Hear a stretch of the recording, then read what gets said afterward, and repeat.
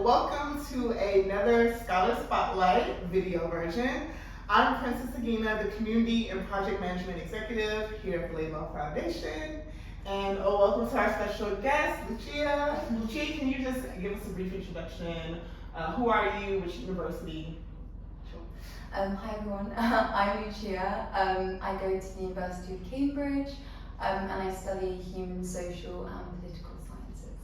Awesome. Well, thank you for joining us today. Just for some context, we are both in Kerala, India, doing the Leadership in Action project. Well, I'm not doing it, Lucia is doing it.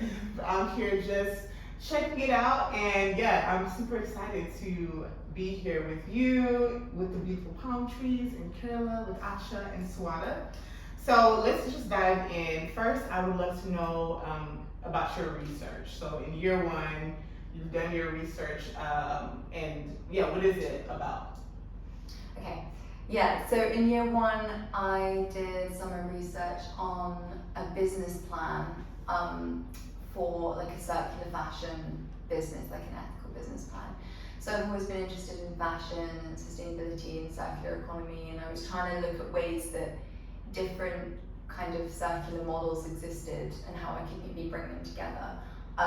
So I was interested in how I could make almost like a glorified charity shop that incorporates upcycling.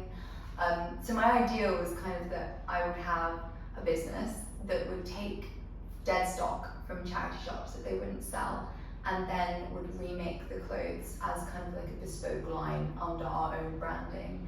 And then we would kind of funnel the profit back to those charities. And that was kind of a brief overview of the whole thing, but yeah, it kind of stemmed from an interest in like secondhand fashion, sustainability, business, and how we kind of unite all those things.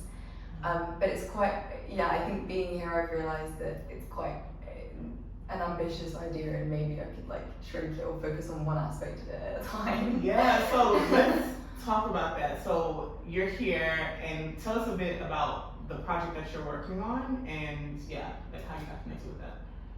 Yeah, so Crafter, like to speak about Crafter. Yeah, so Crafter has been perfect for me from that perspective, because I think it came and it was kind of a tick box of like everything that I was interested in. Female like empowerment, sustainability, and kind of the craft sector and ethical fashion. So for me, and India, which I've always wanted to visit, so it kind of, and the home of craft and all that. So I was immediately drawn to it. And obviously with Swara being a clothing company, and the opportunity to get to work with tailors and see all the different crafts. So in terms of how it connects to kind of what I did last summer, I was able to kind of, with the help of like our facilitators, Preetha, who's our project coordinator, and Asha, who's kind of directing the whole thing, who's the CEO of Swara and founder of Swara.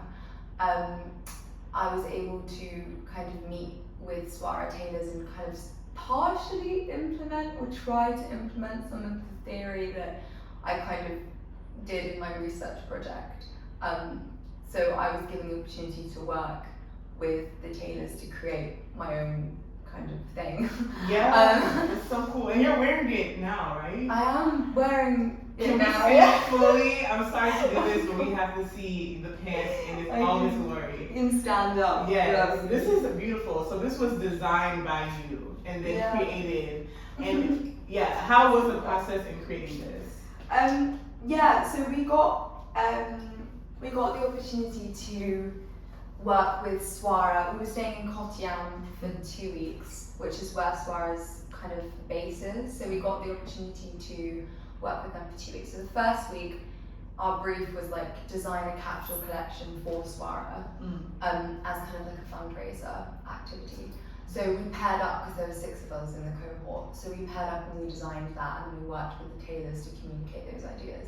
And like throughout that week I was kind of like, I'd quite like to do this myself. Yeah. I don't know, like on my own. And like have those interactions mean something, like the relationships that we were building, that we were able to build with the tailors. And then the week after, we were working with Art in the Women's Centre, which is like an organisation that works with kind of uplifting women in employment. And like during the course of that week, I kind of said to Asher and Frida, I was like, I think it'd be possible if I could like try and like design something and have it be made. And they were like so supportive and so like, yeah, of course, like let's do it. I've got drivers, everything like that. And then so it was quite a long process of kind of going from like 5 designs to realizing that's not going to work. I think I need to focus on kind of one design, really master it, maybe do it in different colors. So yeah, kind of a series of designs, and then landed on one design. And then showed it to my project coordinator, Frida, and one night at dinner, and we were just chatting, and she was like, the flip pant. Or she didn't even like ask, she just kind of said it, and I was like, flip, that's a cool name. Yeah. I like that. Or it kind of fitted with a lot of what I was trying to like communicate brand wise, and then this kind of, because it's like flat. Yeah, it's so cool. And I kind of was like, oh, that's quite cool. And then so we kind of, over the course of the week, we had several kind of samples made. Some of them weren't quite right, like they were too small, too big. They used to have a zip with a clasp, but then design wise I kind of wore them for a few days after they'd been made and realised that wasn't that comfortable and it wasn't going to fit, because I wanted it to be kind of small to medium type size to start with, and then obviously as we kind of grow we will make more sizes, but that was kind of the people that I would want to sell to at the moment anyway. So yeah, after wearing them I was kind of like, oh, I don't know, I think they're tight, so kind of went back and revised, and now they don't have a zip, they're just kind of like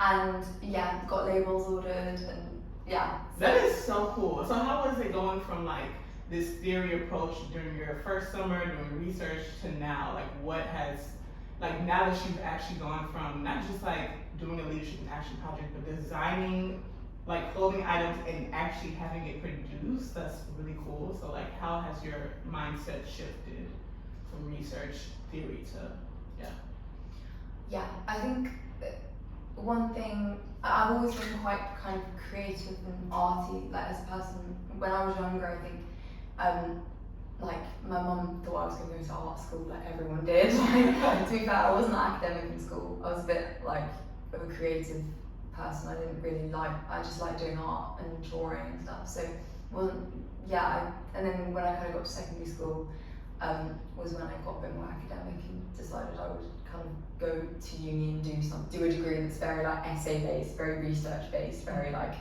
study in library, and like it's very contained, and like I feel like all I do is read and write, which is great skill to have, but I don't create with my hands anymore. Like I wasn't used, or I kind of lost that, and like coming here kind of and moving from kind of the research element of the Labour programme to the practical element has kind of made me realise how much I value that side of myself, and how I kind of lost it a little bit, and I kind of refound it here, which has been so special and amazing. But yeah, in terms of going from theory to kind of practically designing and making something, it's so rewarding to see something come to life, like physically actually to see something that you've designed actually be made real. I mean, that's like so magical. It feels like this kind of childlike thing where you're like, oh my god, like everything's new and real, and like I don't know, and it like exists as a like a thing that you've created. So I definitely I think it's been an amazing like progression. So during this experience, has there been any like challenges that have popped up at all, or has it been kind of like smooth sailing? Or it's definitely challenging. Like I think definitely like the kind of communication of an idea, but that's more just like a learning curve for me as a person. I think like I kind of had quite a clear idea in my head of what I wanted, and I'd drawn it, and I sort of was like confused when I showed my drawing to the tailor immediately, why they didn't just like get it like that. Like, and I was like, well, what? Like they don't understand what? And then it's like, you know, you have to go through, because they don't speak English, so it's like they speak Malayalam, and obviously I don't speak that. So I was kind of going through like Asher and Preetha, and like trying to describe to them what I wanted without really knowing what I wanted. So it was kind of like figuring out a design while trying to communicate it to someone who doesn't speak your language. That was like very difficult, and I'd say a challenge. So yeah, a challenge from communication, but also realizing what I wanted before I was able to communicate it, if that makes sense. So it's kind of a double whammy challenge, to be honest. But yeah, not challenges that weren't overcome though, I think, with support and like with time to kind of think about it and really consider what I wanted. Nice. And what about like in general through this like leadership in action, 6 weeks, like you're actually, today's actually the closing like ceremony, which is very emotional, but what have been some like the most memorable moments from these 6 weeks so far? Like the good, the bad, and everything, just in general. In general, wow. I think most memorable has just kind of been the closeness of the group. And I think in particular the fact that we're a group of 6 girls, all similar ages, stages in life. And I think the fact that we're all so different, but we were able to kind of find this common ground in the enjoyment and the passion for what we were doing, which was literally like I feel like we were just infected by it as soon as we got here, because the women that we've met and come across, each and every one so talented, inspiring, like happy, and just I think so. In terms of overall like what's been memorable, just like the sheer volume of women that we've been able to interact with, which we never would have had the opportunity to kind of get that intimate with if we were just coming as tourists, like doing our own thing. So I think that intimacy and memorable, I'm trying to think of like something specific that like jumps out to me, but like I guess for me individually, working with the tailors was something that I'll really remember and treasure and hope to continue. And going in the waterfalls, it's not so much about the like leadership element of it, but kind of more recreationally, like just exploring India, like we went to this amazing little flower farms, if you want to check them out. This amazing farm in the Vargaman, which was like high up in the mountains, and we like saw waterfalls and like had all these amazing like home cooked foods, sat around a campfire like until late, the full moon was out, like it was amazing.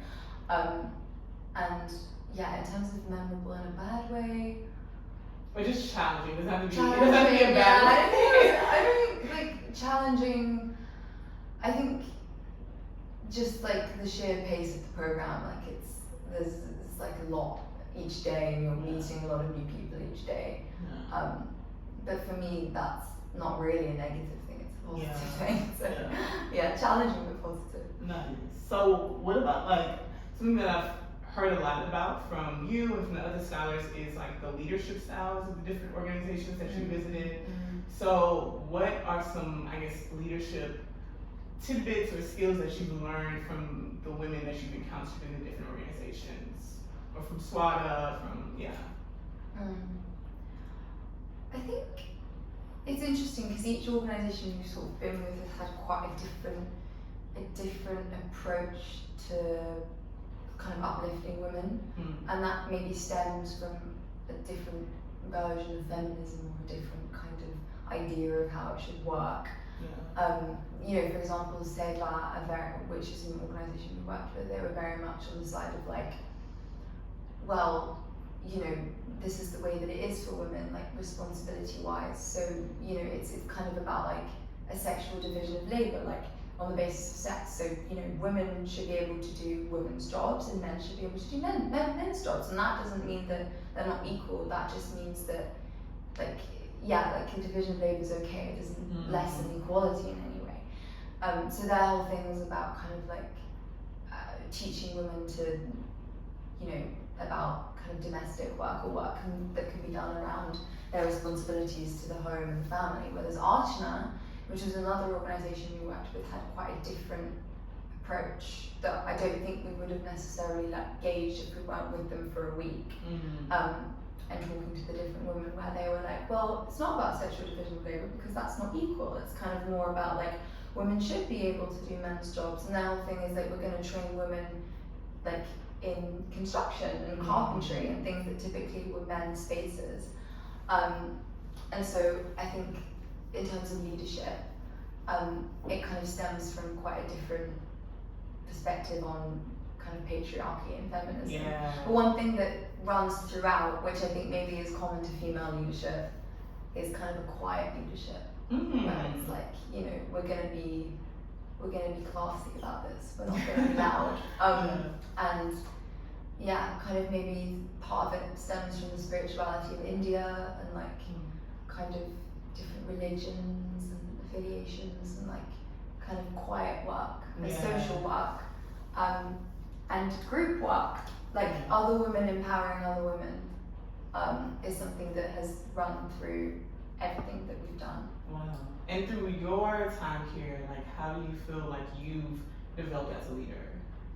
Do you feel like you've had any type of leadership development? I think definitely. I'm definitely more like risk taking than I would have been before, but not in a like bad way. In a way that's like, well, let's just try it. Like I don't know.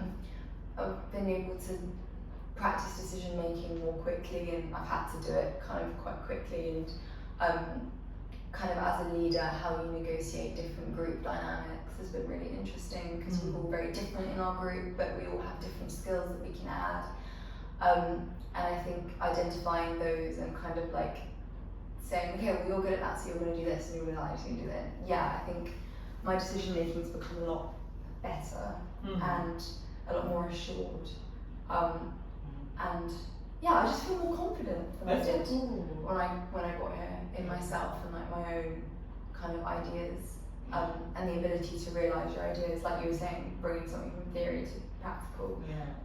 Where did that come from? Was it just something that it just came with time, or was it a specific instance, or like how did you like develop that skill? I think it was over the course of the 6 weeks that I think now that I'm done, I'm like, oh wow, like that's different to how I arrived. But I think one day when it was just like the craziest day, we had like a full day, and I was like, it was the last day before we were moving to the next location, and I wasn't happy with my design. And I was like, I begged Asher, I was like, please let me go, like I need to go to the fabric store, I need to get fabric, I need to go back to Almond & Shade Shoes. We had like 3 hours, it was from like 5 to 8, and I was like, right, like I'm just gonna do it. And at that point I was like, I felt very like independent, and like, okay, I'm just doing this, like I've got a lady to save the fabric for me, I've called her, I've told her I'm on my way, I go, I get the fabric, I come back, I have to tell Almond & Shade Shoes like what I want, the amendments very quickly, like I have to be snappy, like everything was very quick, fast paced, but it felt like it was moving in a way where it was like, I'm in control of this. So I think one instance would probably be that. Wow, but really cool. overall, like obviously I can't, like it's like different. Different things over 6 weeks. Okay, so just to round it off, which or like knowing that you have very high aspirations for fashion sustainability, and that's been even more expanded through your time here, or deepened through your time here, can you describe a future that you're striving to create? That's a very big question. I don't know. I think I would like to like grow this business. I think I want to have a successful fashion brand. I think like keep it simple and short. I think I wanna, but you know, other stuff too. I think I want to work in this space within fashion and within sustainability, ethical kind of consumption and economic empowerment of women. I want to work with women. I know that now. I want to work with women. Obviously men are allowed too, but I want to work with women because they're just incredible and so like beautiful in every way.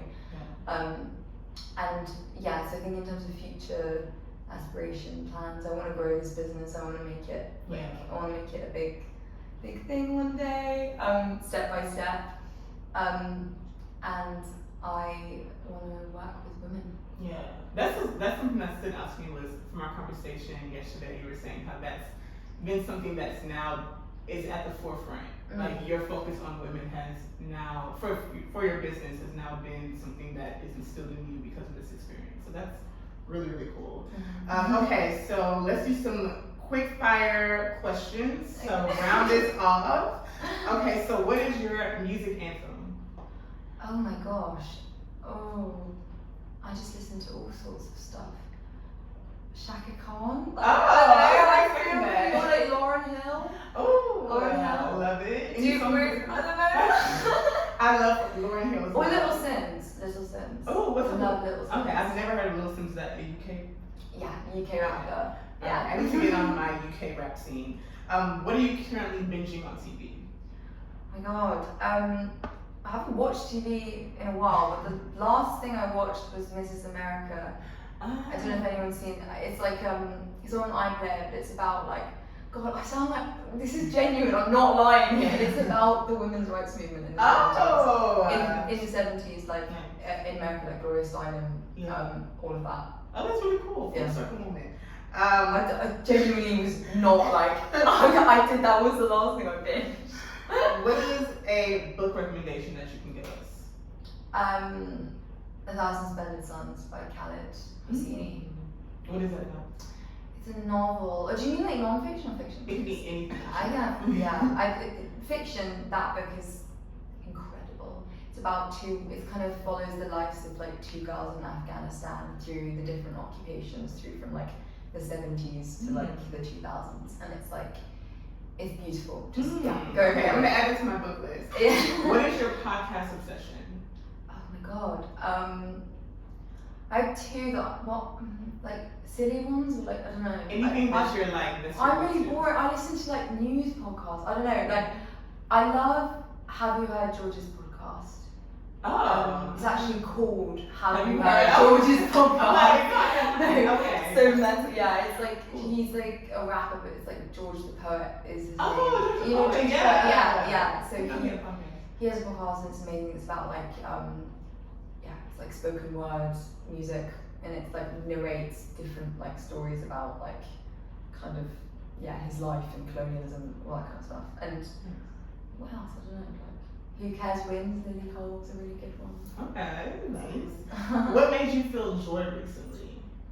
This whole thing. Oh, that's so nice. That's cool. That's really general and big, but this whole 6 weeks. Oh, that's beautiful. And anything lastly that you would like to plug? I would say your fashion line, like where do people buy it? Oh, good question. I mean, I would like to plug it. So if anyone wants to buy, I'm gonna make an Instagram. Our brand's called The Flip. Love it.